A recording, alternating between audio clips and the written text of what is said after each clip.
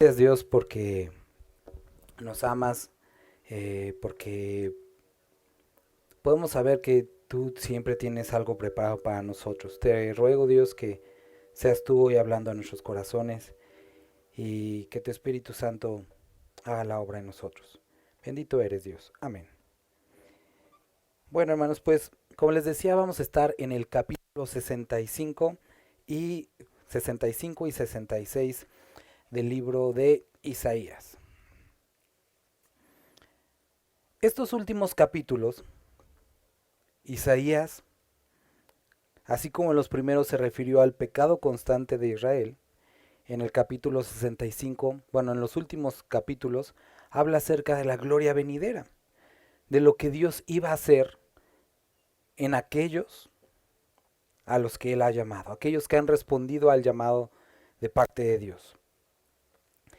Mencionó una y otra vez la rebeldía de la nación de Israel, pero también cómo había un remanente de personas que habían permanecido fieles.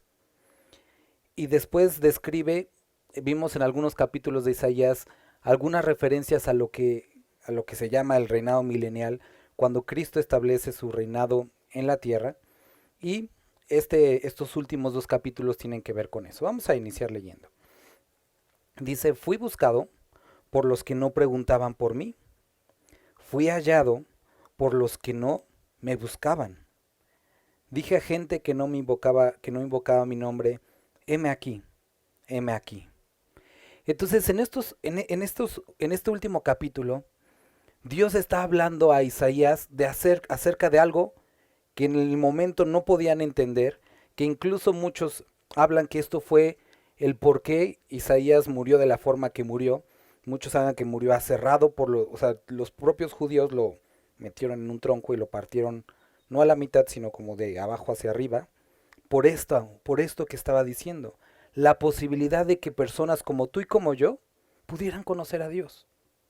Y es lo que lo está describiendo aquí, dice, fui buscado por los que no preguntaban por mí, por aquellos que no teníamos parte en Israel, pero ahora por su misericordia podemos tener parte. Dice, fui hallado por los que no me buscaban, aquellas personas que no teníamos ni idea, ni conocimiento, fuimos acercados. Y dice, dije a gente que no invocaba mi nombre, heme aquí. Y es hermoso que Dios tenía en cuenta cada uno de nosotros desde antes incluso que el Mesías viniera. Versículo 2. Ahora habla de la nación de Israel. Habla de aquellos que debían conocerlo, pero no lo conocieron. Dice, extendí mis manos todo el día a pueblo rebelde, el cual anda por camino no bueno, en pos de sus pensamientos. Aquí describe el profeta Isaías a la nación de Israel, pero podemos ver un principio. Aquellas personas que son rebeldes a la voz de Dios son los cuales andan por su propio camino, que piensan que por aquello que ellos conciben que está bien, Dios está bien con ellos. Dice, el cual anda por camino no bueno, dice, en pos de sus pensamientos. Vemos características de eso en el libro de Jueces, cuando dice que cada uno hacía lo que bien le parecía. Vemos algo de esto en el libro de Proverbios, que al hombre parece a su propio entendimiento o a su propia razón su camino adecuado, pero dice, pero el fin de este camino es perdición. Y aquí está hablando de esta condición del pueblo, dice versículo 3, pueblo que en mi rostro me provoca de continuo a ira, sacrificando en huertos y quemando incienso sobre ladrillos, que se quedan en los sepulcros y en lugares escondidos pasan la noche, que comen carne de cerdo y en sus ollas hay caldo de cosas inmundas, que dicen, estate en tu lugar, no te acerques a mí porque soy más santo que tú. Estos son humo en mi furor, fuego que arde todo el día.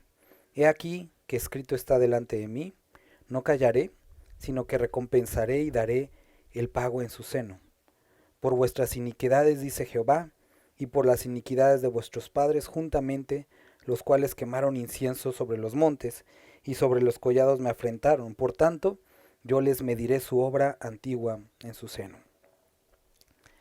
Dios está hablando a la nación de Israel, y habla a todos nosotros el día de hoy. Está describiendo un tipo de religión vana, hueca, vacía, en la que nuestro acercamiento a Dios es en base a nuestros propios pensamientos, a lo que concibimos que es correcto, que es bueno, y que de ninguna forma tiene que ver con la verdadera adoración a Dios. Aquí dice que la gente lo adoraba, y ellos dicen, no, pues es que ya estamos adorando a Dios. Pero el problema es que lo adoraban de la forma que a él había reprendido a las demás naciones. Lo adoraban en los huertos como lo adoraban los amonitas. Sacrificaban aquello que Dios no había pedido como sacrificio. Y ellos pensaban que porque lo hacían estaban bien con Dios. Y Dios les dice, no, así no es. Después dice que ellos mismos decían, estate en tu lugar, no te acerques a mí porque soy más santo que tú. Encontramos a personas que se autojustificaban, que justificaban su proceder, sus acciones. Spurgeon tiene una predicación completa de este versículo que lo llama la autojustificación del impío. Y pone un ejemplo que me gustaría el día de hoy citar porque se me hizo muy interesante. Dice que los que se autojustifican son aquellos que dicen, yo sí tomo, pero no me emborracho. Y si me emborracho, por lo menos no soy de los que maldicen. Y si maldigo, por lo menos estoy diciendo las verdades directas como soy. Y si las digo, es porque no soy hipócrita como los que no las dicen. Y después termina diciendo, no soy como los otros. Aún en mis caídas, soy más justo que tú. Y esta es la condición de la cual está hablando aquí Dios. Describe a un tipo de creyente, a un tipo de persona que piensa que porque no se ha embarrado hasta el fondo, no es tan malo. Y porque no ha robado mucho, está bien. Y porque no dice de las peores palabras, está bien. Pero Dios está llamándolos a cuentas y les dice que no se trata de hasta dónde has llegado, sino que has estado ahí, alejado de su presencia. Y les dice, versículo 7, por vuestras iniquidades, dice Jehová, y por las iniquidades de vuestros padres, juntamente los cuales, dice también, quemaron incienso en los montes, y sobre los collados me afrentaron, por tanto, yo los mediré su obra antigua.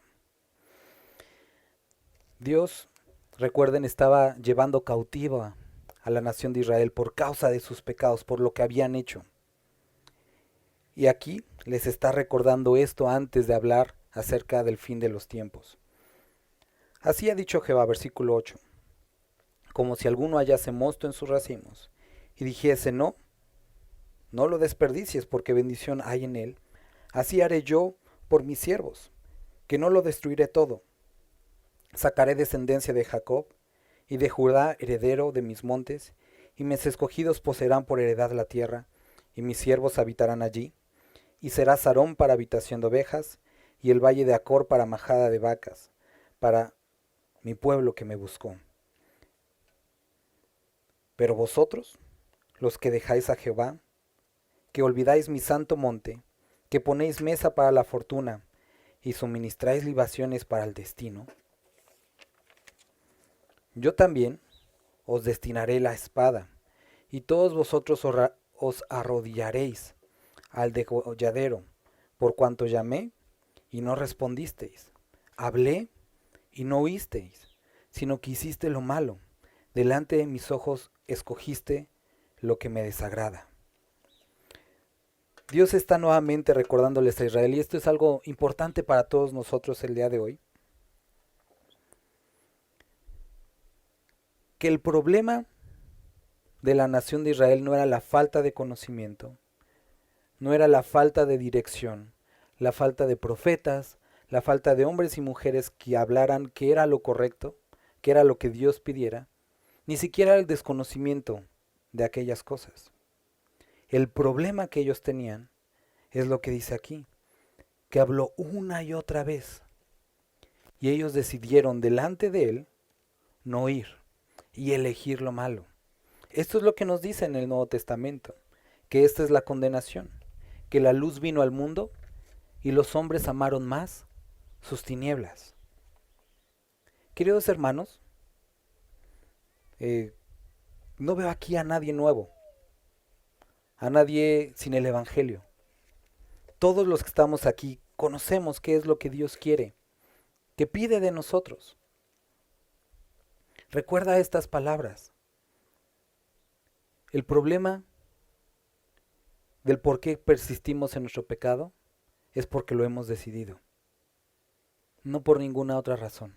El día de hoy, la sociedad quiere echarle la culpa a lo que hicieron mis padres, a las pocas oportunidades que tengo, a la situación, a mi pasado, a lo que sea. Pero es nuestra decisión o caminar delante de Dios de una manera justa o alejarnos de Él. No es culpa de nadie, tú lo has decidido y así, de esa forma, también las consecuencias, la justa retribución de los actos de cada quien. De la misma forma, describe Dios a aquellos que respondieron favorablemente a su corrección. Y entonces, para ellos dice, he aquí que mis siervos comerán y vosotros tendréis hambre. He aquí mis siervos beberán y vosotros tendréis sed. He aquí que mis siervos se alegrarán y vosotros seréis avergonzados. He aquí que mis siervos cantarán por júbilo del corazón y vosotros clamaréis por el dolor del corazón y por el quebrantamiento de espíritu aullaréis. Y dejaréis vuestro nombre por maldición a mis escogidos. Y Jehová, el Señor, te matará y a sus siervos llamará por otro nombre. Esos son el tipo de capítulos que no a todos o no en todos los lugares son tan agradables de leer. Porque nos gusta más la imagen del Dios amoroso, que lo es. Pero también es un Dios que pide de nosotros algo. Y no es algo que esté en nosotros mismos o que pueda compararlo con Él, sino es una rendición completa a su voluntad, un arrepentimiento completo delante de Él. Y Dios dice que esto espera a aquellos que responden favorablemente a su salvación, a su autoridad, a su voluntad. Pero también al mismo tiempo está haciéndoles una advertencia para todos aquellos de nosotros, no vayan por ese camino. ¿Por qué? Hay final de muerte. El que se bendijere en la tierra, en el Dios de verdad se bendecirá. Y el que jurare en la tierra, por el Dios de verdad jurará. Porque las angustias primeras serán olvidadas y serán cubiertas de mis ojos. Y aquí empieza a describir esto. Ahora, hermanos, cuando vemos capítulos como estos decimos, ay, qué feo, o la ira de Dios, cosas como esas, pero lo que Dios realmente está tratando de describir aquí, su intención como la vimos en el capítulo pasado, es que existe la posibilidad de salvación. Nadie tiene por qué continuar en una vida, en una trayectoria que lo conduzca a una eternidad sin Dios. Y el día de hoy, querido amigo, querida amiga, hermano, hermana, puedes elegir aquello que Dios quiere de ti. Y describe aquello que viene, versículo 17. Porque aquí yo crearé nuevos cielos y nueva tierra, y de lo primero no habrá memoria, ni más vendrá el pensamiento. En el último tiempo, ¿recuerdan? Estamos viviendo el final de los tiempos. Después, ¿qué es lo que viene? Viene el arrebatamiento, que es cuando Cristo lleva a su iglesia. Después, los 7 años de tribulación. Después de esos 7 años de tribulación acaban con la guerra del Armagedón, que nosotros vimos la semana pasada. Después de eso, Satanás es encadenado durante 1000 años y Jesucristo establece su reinado milenial aquí en la tierra, físico, aquí en esta tierra. Después de esos 1000 años, Satanás es soltado brevemente y después de eso es destruido, bueno, es enviado al lago de fuego y es entonces el juicio del gran trono blanco, en el que todos tendrán que dar cuentas por sus actos. Durante el reinado milenial, ¿quiénes van a estar? Bueno, recuerda que la tribulación acaba con 2/3 de la población de la tierra, es decir, nos queda 1/3 parte de la población, y entonces esas naciones que quedaron serán reinadas ahora por Cristo Jesús. Nosotros regresaremos ya en nuestro cuerpo glorificado, eso es lo que describe la palabra, y reinaremos. Durante ese periodo, esta tierra regresará, que es lo que nos menciona aquí, y vemos en otros capítulos, a sus condiciones originales, como era en el Edén, tierra nueva, cielo nuevo. Dice, y ya no vendrá del pensamiento al pensamiento lo que había antes, ¿no? Entonces será tan hermoso, tan satisfactorio, tan pleno todo, que ya ni siquiera nos acordaremos, ni traeremos a memoria lo que fue antes. Entonces, ¿qué es lo que nosotros vemos aquí, hermanos? Es muy bueno que cuides el planeta, es muy bueno que recicles, todo eso es bueno y síguelo haciendo. Pero tienes que entender que cuando llegue ese momento Dios va a renovar todo completamente. Entonces, cuando como iglesia el único afán es salvar a las ballenas, estamos desviándonos, porque eso Dios lo va a hacer después. Nuestro propósito es el ministerio de la reconciliación. Va a crear todo nuevo. No sé si te habías dado cuenta o habías pensado en esto, pero durante esos 1000 años, todas aquellas privaciones que por causa a lo mejor del Evangelio tuviste en esta tierra, en ese momento podrás disfrutar. Todos los lugares que no fuiste, lo que no conociste, lo que no probaste. Dios creará un ambiente perfecto, gobernado por Él, en el cual podremos disfrutar. 1000 años. Contra a lo mejor 80, 85 que vivas acá. Hermano, invierte tu tiempo en el Señor. Desgástate por el Señor. Habrá tiempo después para disfrutar y ya no te preocuparás si el río Toyac está con basura o no, te podrás meter y será lo más hermoso. Podrás ir viajando y a cada río que encuentres meterte, entrar a la playa sin pensar en los mosquitos, no. Todo volverá a su condición original y podremos realmente disfrutar. Si Dios te permite tiempos de disfrutar ahorita, gloria a Dios, amén. Pero Él volverá todo a su estado original y entonces disfrutaremos aquello que a lo mejor vuelvo a repetir por causa del Evangelio, de alguna forma nos hemos privado. Podremos disfrutar esos hermosos paisajes que Dios creó, esas frutas, todo lo que Él creó para gozar y para su gloria. Versículo 18. Mas os gozaréis y os alegraréis para siempre en las cosas que yo he creado, porque he aquí que yo traigo a Jerusalén alegría y a su pueblo gozo. Y me alegraré con Jerusalén y me gozaré con mi pueblo, y nunca más se oirá en ella voz de lloro ni clamor. No habrá más allí niño que muera de pocos días, ni viejo que sus días no cumpla, porque el niño morirá de 100 años, y el pecador de 100 años será maldito. ¿Qué es lo que describe? Que durante ese periodo, las personas que hayan quedado de las naciones seguirán procreando hijos, habrá niños, habrá nacimientos durante toda esa época.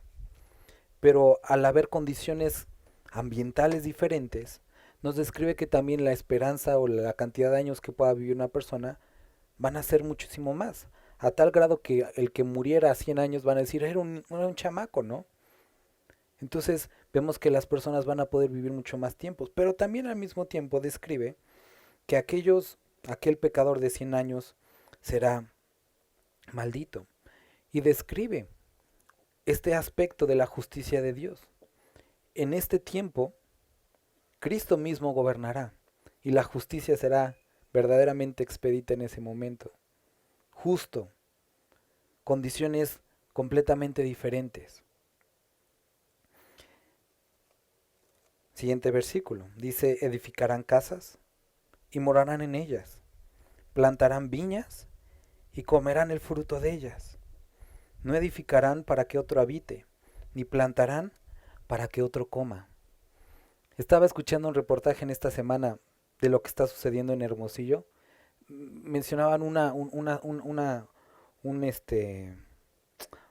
comunidad, no recuerdo ahorita, se me fue el nombre, pero en la que creo que cerca del 25% de las viviendas están abandonadas. La gente las construyó, pero por causa de la violencia ya nadie vive ahí, ¿no? Entonces se han creado estas como pequeñas ciudades fantasmas y sucede en muchos lugares de la República, ¿no? Pero imagínate qué padre que ahora realmente trabajes en ese tiempo para tú disfrutarlo. Que no estés enriqueciendo a unos cuantos, sino que lo que tú trabajes sea para ti. Que las casas que tú construyas ya no sea para que viva el patrón, sino tú eres el patrón ahora. Tú vas a disfrutar lo que construyas, lo que trabajes. Dice, porque no edifican para que otro habite, ni planta para que otro coma, porque según los días de los árboles serán los días de mi pueblo, y mis escogidos disfrutarán la obra de sus manos. No trabajarán en vano, ni darán a luz para maldición, porque son linaje de los benditos de Jehová, y sus descendientes con ellos. Y antes que clamen, responderé yo. Mientras aún hablan, yo habré oído. El lobo y el cordero serán apacentados juntos, y el león comerá paja como el buey, y el polvo será el alimento de la serpiente. No afligirán ni harán mal en todo mi santo monte, dijo Jehová. Entonces, está describiendo el gozo físico que van y que vamos a experimentar aquellos que estemos en ese momento. Recuerda, todos aquellos, la iglesia, que somos llevada a la presencia de Dios, regresaremos con un cuerpo glorificado, sin muerte, sin nada. Pero los que hayan quedado también estarán ahí, con tener una esperanza de vida más larga, pero podremos disfrutar aquello que Dios creó. Entonces, si tu aflicción es, ay, cómo me gustaría conocer las islas, no sé qué, en ese día, en ese tiempo podrás. Habrá tiempo para eso. Hoy es tiempo de predicar el Evangelio, de esforzarnos para Él, de caminar en sus caminos. Habrá tiempo para eso. Capítulo 66. Jehová dijo así: el cielo es mi trono, y la tierra estrado de mis pies. ¿Dónde está la casa que me habéis de edificar, y el lugar de mi santo reposo?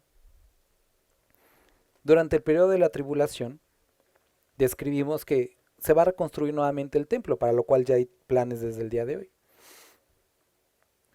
Y así como lo vemos en los evangelios, que va los discípulos y le dicen a Jesús, mira qué bonito el templo, sus puertas como brillan. Y Jesús en ese momento les dice, bueno, pero todo esto se va a destruir. Ahora Dios está diciendo, el cielo es mi trono, y la tierra estrado de mis pies. ¿Dónde está la casa que me habréis de edificar? Él está diciendo, ¿qué me puede contener? ¿Este lugar? Esto no es nada para mí. La tierra es el lugar donde yo pongo mis pies. Y donde tú pones tus pies, pues es el piso, ¿no? Lo que a veces está un poco más sucio. La tierra, no podemos hacer algo para Él. Esto lo pintamos bonito, lo arreglamos, lo cuidamos. Qué bueno, sean buenos administradores, pero esto no es mi casa.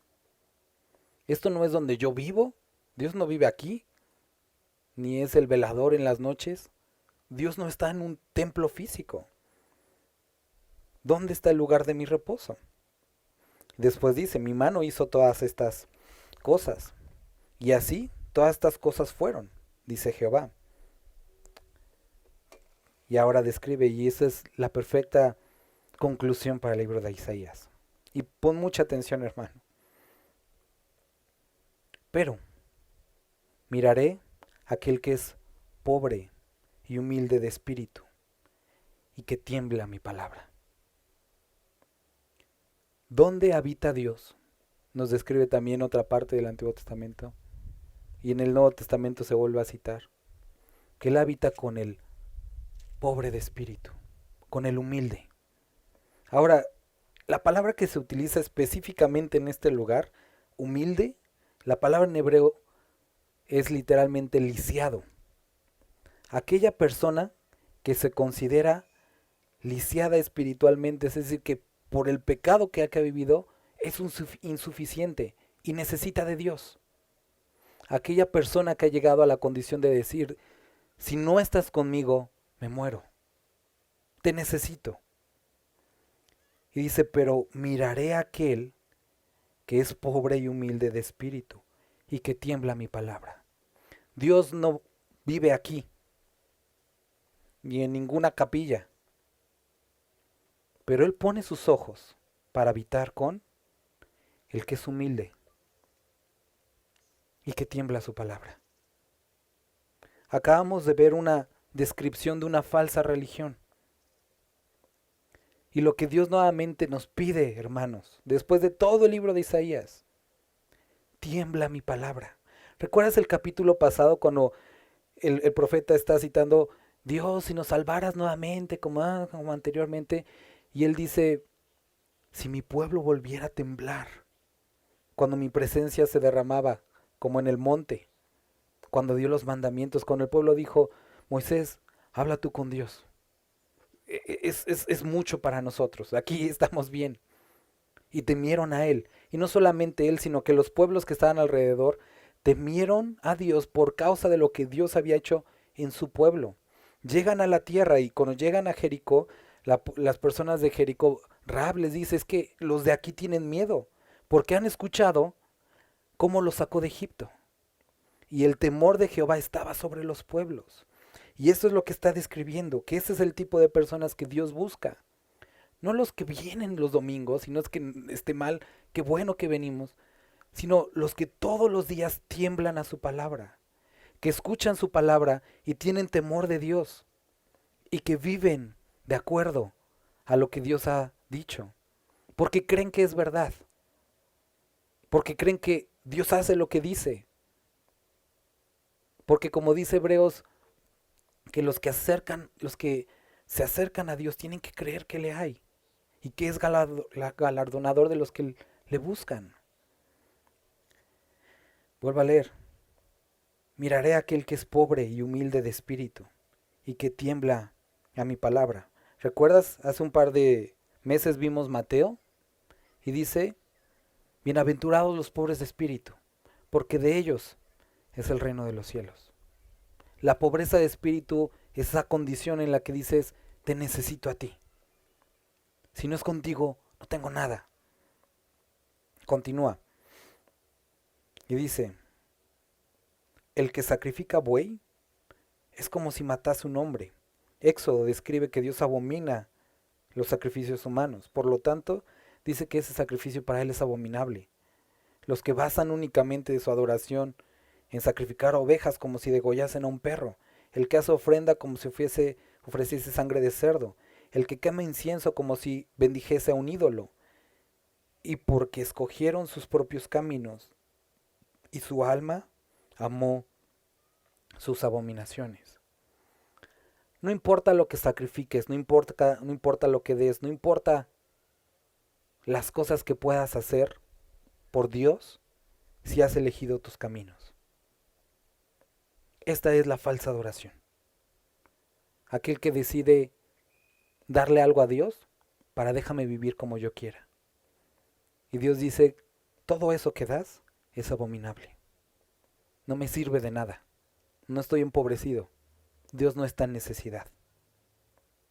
Dios desea que tus caminos sean sus caminos y tus pensamientos sean sus pensamientos, como lo vimos hace unos capítulos. ¿Qué es lo que dice después? Versículo 4. También yo escogeré para ellos escarnios y traeré sobre ellos lo que temieron, porque llamé y nadie respondió, hablé y no oyeron, sino que hicieron lo malo delante de mis ojos y escogieron lo que me desagrada. Segunda de Tesalonicenses, capítulo 2. Describe el final de los tiempos, también Pablo está hablando del final de los tiempos. Y habla en el versículo 8 acerca del anticristo. Versículo 9, Dice que pues es controlado por Satanás, con gran poder y señales y prodigios mentirosos. Versículo 10, y con todo engaño de iniquidad para los que se pierden, por cuanto no recibieron el amor de la verdad para ser salvos. Por esto Dios les envía un poder engañoso, para que crean la mentira. Esto es algo paralelo a lo que nosotros encontramos en el libro de Romanos, cuando dice, por cuanto no quisieron tener en cuenta a Dios, Dios los entregó en pasiones desordenadas. ¿Qué es lo que está describiendo aquí Isaías, Tesalonicenses y Romanos? Este grupo de personas que sabían, que conocían acerca de él, pero que dijeron, no queremos. Entonces Dios dice, ok, sáciate de tu maldad. Y muchos dicen, cuando vea todo pasar, ahí voy a creer. Posiblemente no llegue ese momento. Porque dice que Dios en ese momento, eso que pidieron, les da y serán engañados por sus propias decisiones. Y no habrá posibilidad para más tarde decir, voy a arreglar, voy a arrepentirme. Sino que el camino que decidieron tomar será consumado y que permanecerán en él. Y es lo que dice aquí en Segunda de Tesalonicenses, que Dios enviará Dios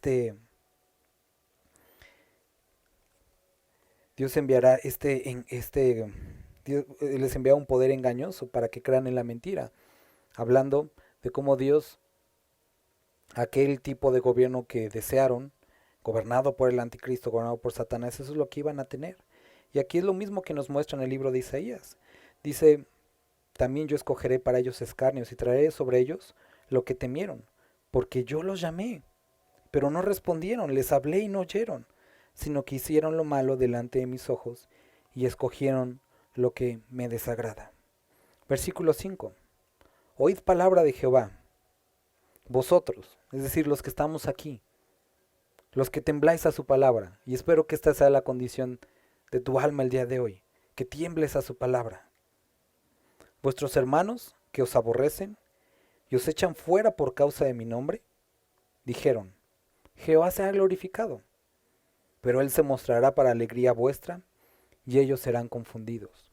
Describe a un grupo de personas que se burla, que te odia por causa de lo que tienes con Dios. Pero él dice y describe que aun aquellos que se burlaban y que decían, sí, Jehová se ha glorificado. Dice entonces en ese momento Dios realmente se mostrará poderoso y ellos serán confundidos. Voz de alboroto de la ciudad, voz del templo, voz de Jehová que da el pago de sus enemigos. En el libro de Salmos encontramos un salmo bien interesante que describe lo que sucedió en el diluvio. Dice, voz de Jehová sobre las aguas, voz de Jehová que arrasa los valles. Dice, Jehová preside el diluvio. Es un salmo interesante. Y vemos una forma similar aquí. Dios estando y presidiendo el juicio sobre las naciones. Versículo 7. Antes que estuviese de parto, dio a luz. Antes que viniese los dolores, dio a luz hijo. ¿Quién oyó cosa semejante? ¿Quién vio tal cosa? ¿Concebirá la tierra en un día? ¿Nacerá una nación de una vez? Pues en cuanto Sión estuvo de parto, dio a luz sus hijos.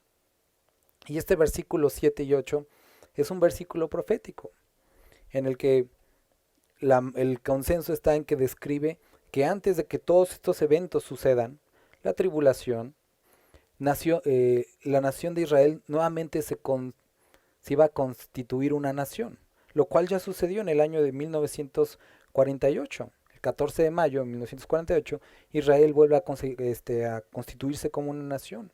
Y es el cumplimiento de esta profecía. Antes de que suceda esto, iban nuevamente a volver a ser una nación.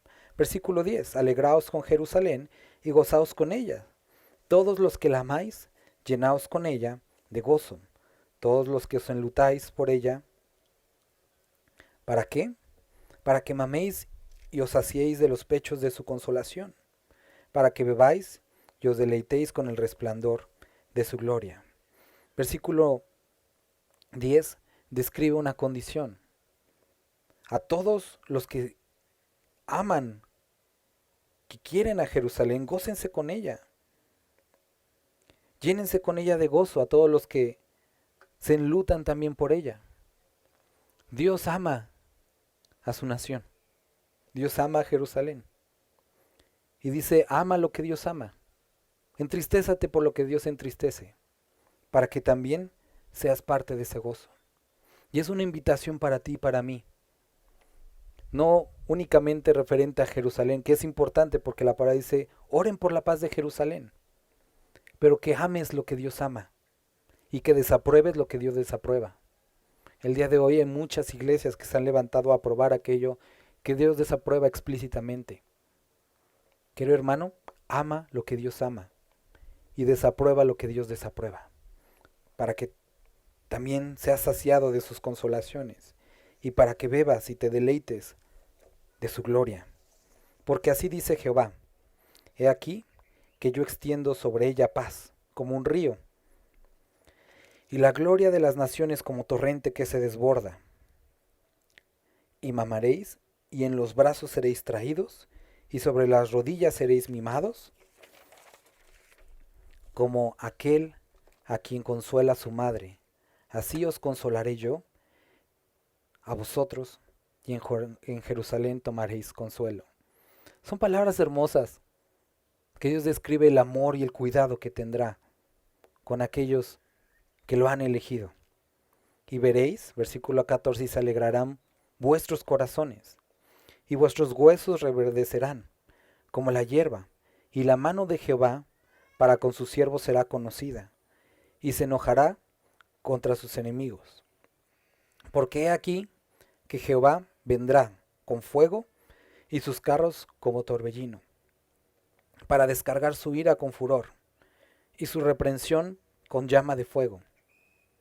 Porque Jehová juzgará con fuego, y con su espada a todo hombre, y los muertos de Jehová serán multiplicados. Los que se santifican se purifican en los huertos, unos tras otros, los que comen carne de cerdo, y abominación y ratón juntamente, serán talados, dice Jehová. Porque yo conozco sus obras y sus pensamientos. Tiempo vendrá para juntar a todas las naciones y lenguas, y vendrán y verán mi gloria. Dios habla de aquellos que eligieron a Dios, la gloria, el descanso, la consolación que les dará, pero también aquellos que a pesar de lo externo, en el interior, estaban alejados de Dios. Y hay una amonestación muy solemne. Yo conozco sus obras, yo conozco sus pensamientos. Y recordaría yo lo que dice, Jehová no puede ser burlado. Versículo 19. Y pondré entre ellos señal, y enviaré de los escapados de ellos a las naciones, a Tarsis. Este nombre que ahora representa lo que actualmente es España, Francia, Italia, a Fut, a Lud, lo que ahora es todo África, que disparan arco a Tubal, Rusia, y a Javán, lo que ahora es Grecia, a las costas lejanas que no oyeron de mí ni vieron mi gloria, y publicarán mi gloria entre las naciones. Está describiendo la labor misionera, cómo se iba a extender la predicación del nombre de Jehová. Y traerán a todos vuestros hermanos de entre todas las naciones, por ofrenda a Jehová, en caballos, en carros, en literas, en mulos y en camellos, a mi santo monte de Jerusalén, dice Jehová, al modo que los hijos de Israel traerán la ofrenda en utensilios limpios a la casa de Jehová. Y tomaré también de ellos, para sacerdotes, levitas, dice Jehová. Y no sé si recuerdas, Apocalipsis dice que fuimos hechos reyes y sacerdotes para Él. Y aquí está describiendo cómo no únicamente la nación de Israel, sino nosotros los gentiles, aquellos alcanzados por su gloria, estaremos ahí. Porque como los cielos nuevos y la tierra que yo hago, permanecerá delante de mí, dice Jehová, así permanece vuestra descendencia y vuestro nombre. Y de mes en mes, y de día de reposo en día de reposo, vendrán todos a adorar delante de mí, dijo Jehová. El libro inicia con una falsa adoración y termina hablando de una verdadera adoración, de un tiempo en el que verdaderamente Dios tendrá aquello que describió en los evangelios. Lo que Él busca es adoradores en espíritu y en verdad.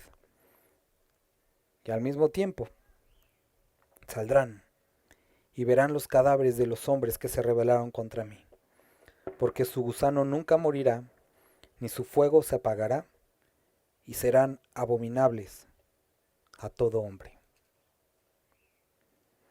Con esto, este versículo, estamos terminando no solamente el viaje a través de Isaías, sino de la Biblia completa. El día de hoy estamos terminando toda la Biblia completa, verso por verso, libro por libro, capítulo por capítulo. ¿Qué es lo que Dios espera de nosotros? Me gustaría terminar con lo que menciona Segunda de Tesalonicenses, después de lo que leímos en el versículo 13. Pero nosotros, quiero leérselos nuevamente, dice: por esto Dios les envía un poder engañoso para que crean la mentira, a fin de que sean condenados todos los que no creyeron la verdad, sino que se complacieron en la injusticia. Pero nosotros debemos dar siempre gracias a Dios, respecto a vosotros, hermanos amados, por el Señor, de que Dios os haya escogido desde el principio para la salvación, mediante la santificación por el Espíritu y la fe en la verdad. Hermanos, todas estas cosas que hemos leído a lo largo de estos años fueran escritas para nuestro testimonio. Lo dice el libro de Corintios. Para viendo el ejemplo de ellos, no hagamos lo mismo. Dice, no seamos idólatras, pecadores, fornicarios. Y dice que de ellos se desagradó Dios. Habiéndolo sacado, murieron en el desierto. Queridos hermanos, todo esto fue escrito para nuestro testimonio. Y le damos gracias a Dios por la salvación que nos ha dado. Pero recuerda que Dios quiere llevar en nosotros este proceso de santificación, por el cual dejamos todo lo pecaminoso, todo atrás, mediante la santificación por el Espíritu y la fe en la verdad. La fe no puede estar apartada de la verdad. Si tú dices tener fe, tiene que haber verdad en tu vida.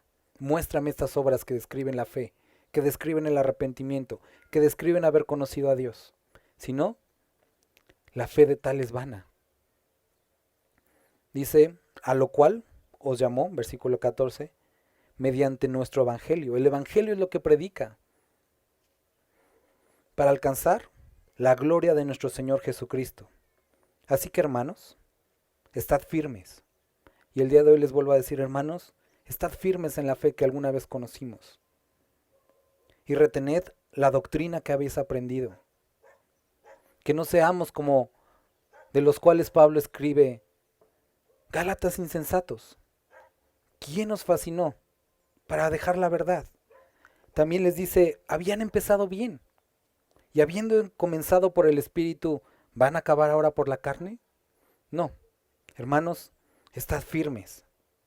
Retened la doctrina que habéis aprendido. Echa mano de la salvación, sea por palabra o por carta nuestra. Y el mismo Jesucristo, Señor nuestro y Dios nuestro Padre, el cual nos amó y nos dio consolación eterna y buena esperanza por gracia. Y espero que Él conforte vuestros corazones y os confirme en toda buena palabra y buena obra. Y esto es lo que deseo para cada uno de nosotros, que sea Él confortando, instruyendo y trayendo dirección. Y me gustaría citar, a lo mejor no todos pudieron estar en toda, a través del viaje de toda la Biblia, pero puedo recordar lo que dice Pablo a los Efesios, que hoy soy libre de la sangre de cada uno de ustedes, porque no rehusé anunciarles todo el consejo de Dios. Completo, de Génesis, Apocalipsis hemos visto, y todos los que estamos aquí tenemos el consejo de Dios. Hermanos, que Dios conforte nuestros corazones y afirme nuestras vidas. Vamos a orar. Padre, gracias por este tiempo en el que pudimos leer tu palabra. Gracias porque pudimos escuchar lo que tú esperas de nosotros. Y esta advertencia solemne para los que eligen sus propios caminos. Padre, te necesitamos. Sabemos porque lo dice tu palabra que apartados de ti, nada podemos hacer, Señor. Y todos los que estamos aquí somos incapaces por nuestras propias fuerzas de agradarte. Pero sabemos